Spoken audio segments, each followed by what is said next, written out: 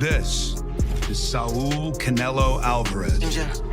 This is Terence "Bud" Crawford. Canelo versus Crawford. A true super fight. The Terence Crawford versus Canelo Alvarez showdown is extraordinary. Revisit the standout moments from fight week and hear the predictions of the experts. Before the action hit the ring, Hagler and Leonard and Duran and Tommy Hearns and those kind of fighters, and by the way, Sanchez and Gomez and the great fights from years ago. This is one of those, and you're all a part of it. They say a fight begins long before the bell rings, in the quiet mornings when the city is still half asleep, and two men independently choose to endure the small, relentless torments that shape legends. Throughout that camp, Terence Crawford and Canelo Alvarez immerse themselves fully in those rituals, each team operating as its own world.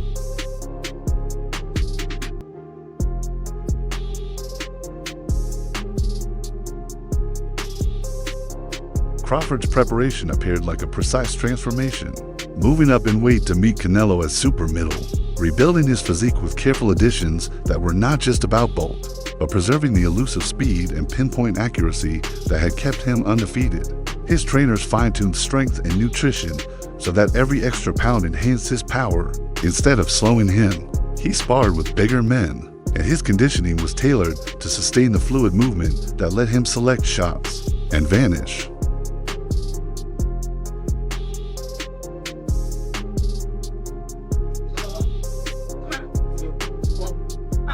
Meanwhile, Canelo's camp felt like a masterclass in calculated intensity. He went through the standard work pads, mitts, rounds on the bag, but also incorporated unconventional drills that reflected a career honed by instincts earned the hard way.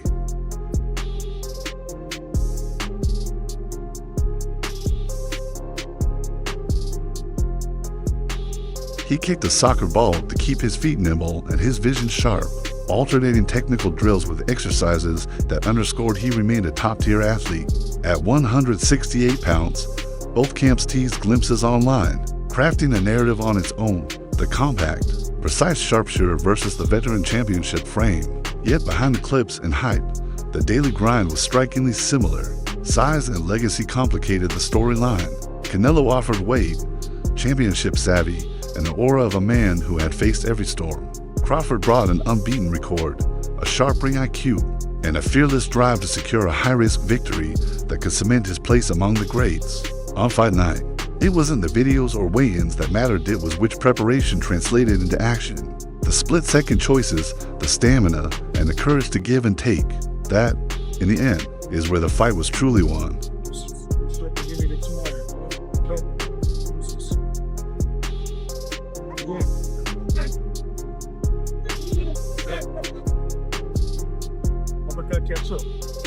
Meanwhile, boxing legend Roy Jones Jr. offered a bold prediction ahead of the fight, although there had been much discussion about the weight difference. With Bud moving up significantly, Jones Jr. felt Crawford had added enough muscle that it wouldn't be a major issue in the ring. He said, "Terence has been bulking up to the weight just like I did as a heavyweight. If he can handle super middleweights and light heavyweights in training, he can handle them in the fight. The weight shouldn't even be a factor."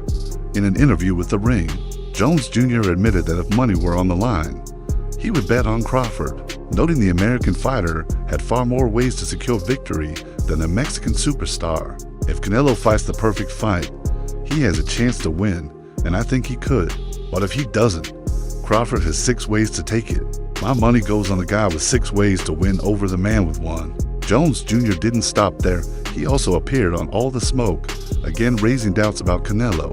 The former 4-weight world champion believed Crawford remained hungry and motivated to achieve more, but he questioned whether Canelo still had that same drive. Without elaborating further, considering all the challenges Crawford faced moving up a weight class, overcoming ring rust, and tackling a difficult stylistic match pit was the first time he couldn't easily dominate his opponent. This led some to wonder if Crawford had already peaked physically and whether his most dominant performances were behind him. As for Canelo, he came off a lackluster unanimous decision over William Skull. About that set CompuBox records for all the wrong reasons, mostly due to his inactivity, while much of the blame falls on Skull, who circled the ring to avoid engagement. Canelo's performance still raised doubts about his ability to cut off the ring and maintain drive late in his career. Questions about a fighter's form based on their latest bout have surfaced countless times before pivotal fights, and more often than not, they've been dismissed as overreactions. Yet one could argue that achieving the longevity and success required for Hall of Fame status, the man's navigating these storms of doubt and emerging stronger at least once in a career. Meanwhile, Jeff Horn also shared his take on Canelo versus Crawford. He recalled how Crawford claimed his first world welterweight title by knocking Horn out in the 9th round in 2018. Horn believes Canelo would try to start fast, attempting to overwhelm Crawford early, but he also sees Bud weathering the initial storm, outsmarting Canelo and potentially winning in later rounds. Horn told Fight Up TV it's either an early stoppage by Canelo, trying to batter Crawford because of the size difference, or Crawford outsmarts him, clips him, tires him out using his boxing skills, and possibly finishes him later like he did with me. Regarding Crawford's chances of finishing Canelo, Horn added that Crawford's super accurate shots could exploit any early openings, and if he withstands Canelo's initial pressure, he could find holes and land decisive blows later. Bud's gonna do good. He's gonna do good, but I don't think he's gonna win. But I do see Bud like getting a lot of punches off, being able to tag Canelo with some good shots, but they have no effect. That's the thing. He has the best. Meanwhile, boxing legend Andre Ward, widely regarded as one of the sharpest minds in the sport, served as an analyst for Netflix's broadcast of the Canelo vs. Crawford showdown. Ward shared his expectations for the matchup ahead of time. On his Instagram story last month, he highlighted one of Canelo's greatest strengths, ring presence. Even while resting, Canelo advances as if in total control, unnerving and wearing down opponents who feel they can never relax. Ward explained, both Terence Crawford and Canelo Alvarez are puncher boxers, not boxer punchers. They can box, but that's not their main goal. They want to inflict damage. When they do box, it's either to rest, regroup, or set up their next move. Come September, both fighters will need to be boxer punchers. They can unleash power, but they must avoid recklessness in that earlier analysis. Ward did not make a clear prediction, but in an August 29th interview with Fight Hype, he made his stance obvious. I'm going with Terence Crawford. Big weight jump, a dangerous fight, but someone has to prove they can break his will. It's not disrespect to Canelo, but I'm not betting against Crawford against anyone right now. You've got to show me you can beat him. One of the best. I just think that he's biting a little bit more than he could chew.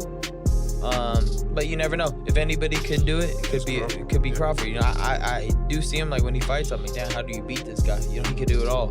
He could box. He could bang. Ryan Garcia, on the August 29th episode of Cigar Talk, expressed a different perspective. He said he believed Crawford would land plenty of punches, but didn't expect him to win. Bud might tag Canelo, but those shots likely won't have much effect, Garcia said. In his ultimate prediction, he acknowledged Crawford's greatness, calling him one of the best fighters, but suggested that Canelo might be a tougher challenge than Crawford had faced before. Garcia, who once favored Canelo, seems to be reevaluating the matchup, recognizing a greater challenge for the Mexican star. My issue with Canelo is intensity.